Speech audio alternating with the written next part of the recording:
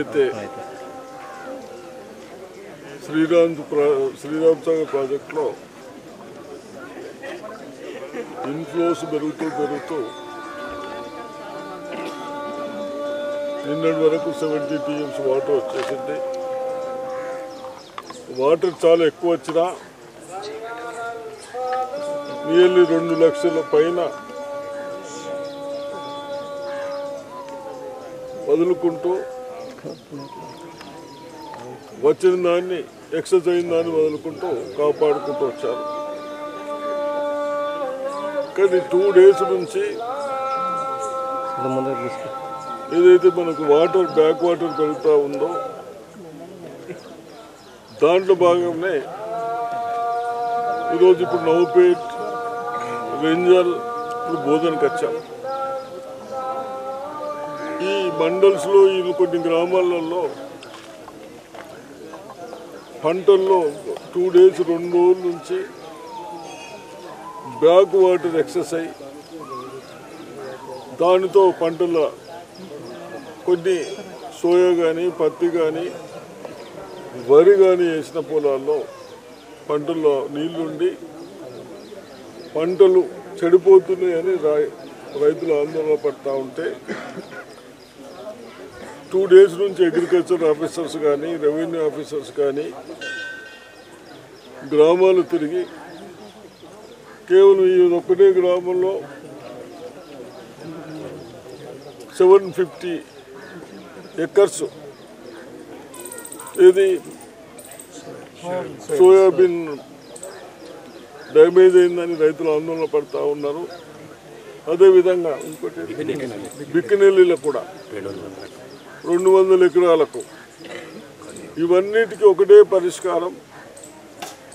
పొద్దున్న నుంచి మేము శ్రీరామ్ సాగర్ లెవెల్స్ నిన్నటి వరకు రైతులు ఆందోళన లేకుండా బాగుండ్రి. మీరు నిన్నటి నుంచి ఇన్ఫ్లోస్ అట్లే ఉన్న అవుట్ఫ్లో తగ్గించారు కాబట్టి లెవెల్స్ పెరిగినాయి.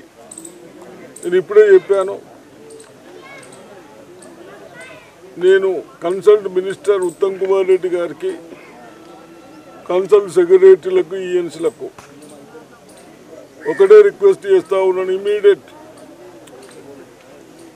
కొద్దిగా ఈ పంటలను కాపాడటానికి ఒక 15 రోజులు అయితే సోయా వస్తుంది. 1000 ఎకరాలలో మునిగి ఉన్నది కాబట్టి దాన్ని ఇమీడియట్ మనం మన ఏదైతే ఇన్ఫ్లోస్ అవుట్ఫ్లోస్ పెంచితే ఇప్పుడు 3,20,000 పోతా ఉన్నాయి.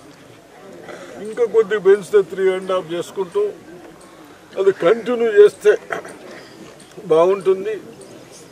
అదేవిధంగా ఇవాళ ఈవినింగ్ నుంచి సాయంత్రం గురించి నిజాం సాగర్ కూడా గేట్స్ ఓపెన్ చేస్తామంటే నేను కొద్దిగా వెయిట్ చేయమన్నాను.